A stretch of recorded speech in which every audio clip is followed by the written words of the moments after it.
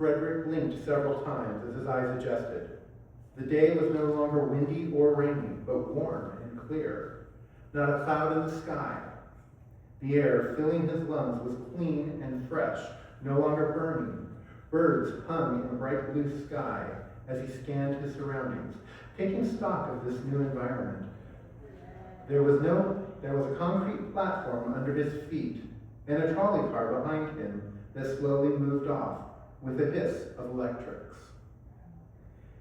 It was followed quickly by the people vacating the platform, moving off in different directions. Above him, a sign flashed with the time, 5:45 p.m. That can't be right. We're not supposed to be in New Jersey until 1930 hours.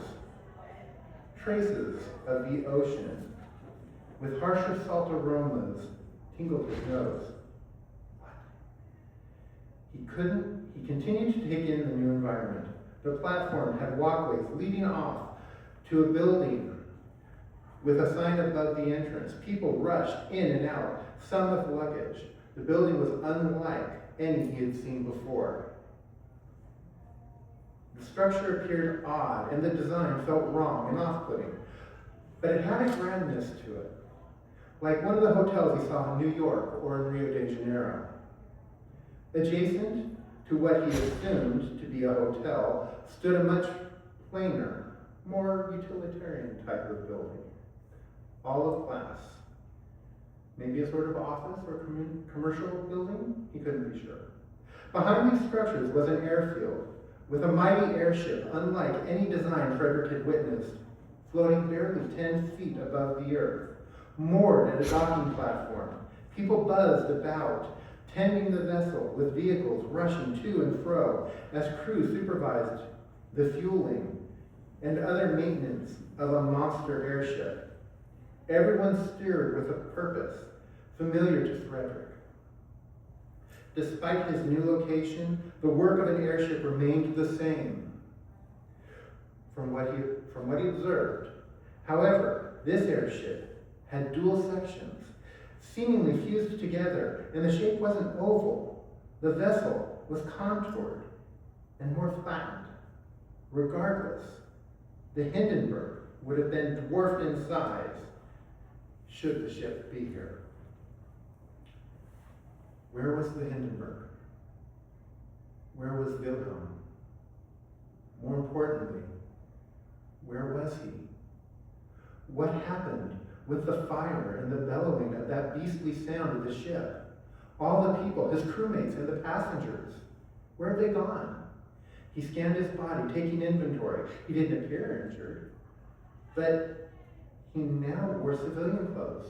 Dark pants, polished black shoes, and a crisp blue long-sleeved button-down shirt. The crisp late afternoon air continued to fill his senses, with a slight breeze kissing his cheeks. He dug into his pocket, fumbling with his billfold and the photos, his only possessions. "Hey!" the chipper voice called out. "You must be the new guy, Fredrick, right?" "Was?"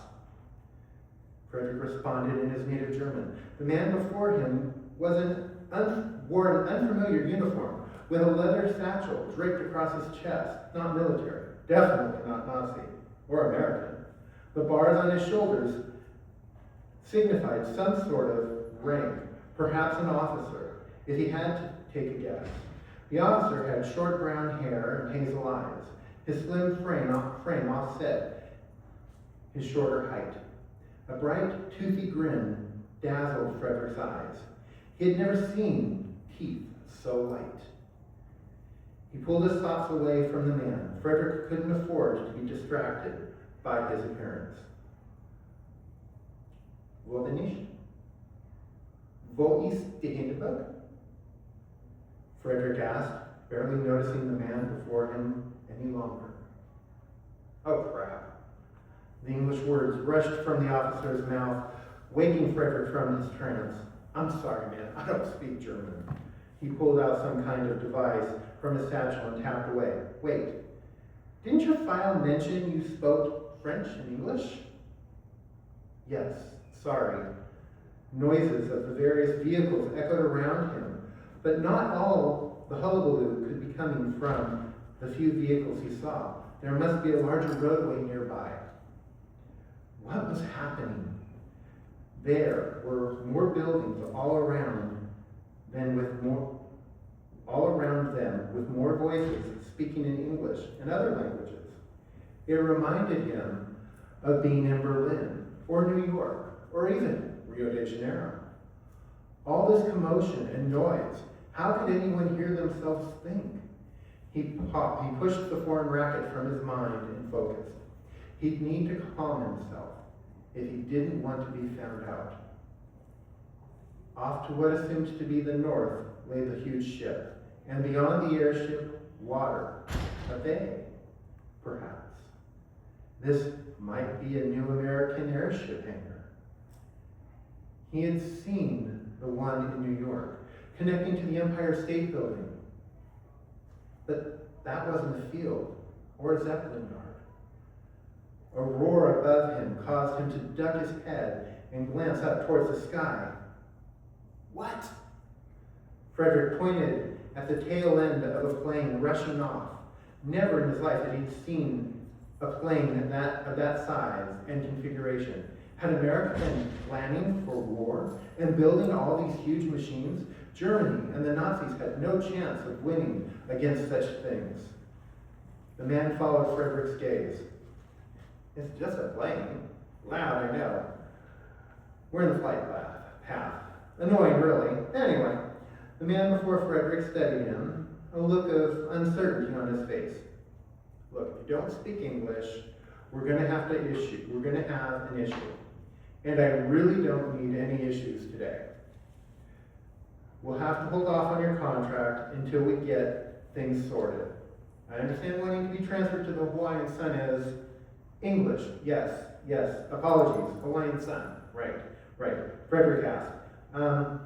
The words coming out easily for him, as the sounds were not foreign to him. Just the situation. He was in America, and he needed to speak English. And given how this man studied him, he needed to keep hold of himself. I can't afford trouble, especially since I don't know what is happening. The man gestured to the airship.